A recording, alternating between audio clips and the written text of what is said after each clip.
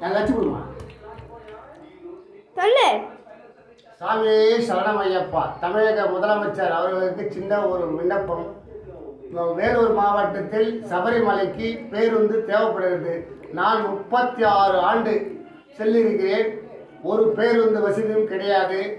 என்ன எவ்வளோ மக்கள் தவிக்கிறாங்க. பேருந்து வசதி இல்லாத ஏழைப்பட்ட மக்கள் டிராவல்ஸில் போக முடியாத, ட்ரெயினில் டிக்கெட் கிடைக்காம இருக்கிறாங்க.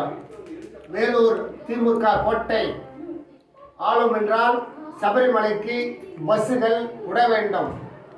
மு.க. ஸ்டாலின் அவர்கள் ஐயா அவர்களுக்கும் துணை முதலமைச்சர்களுக்கும் மாண்புமிகு முதலமைச்சர் அவர்களுக்கும்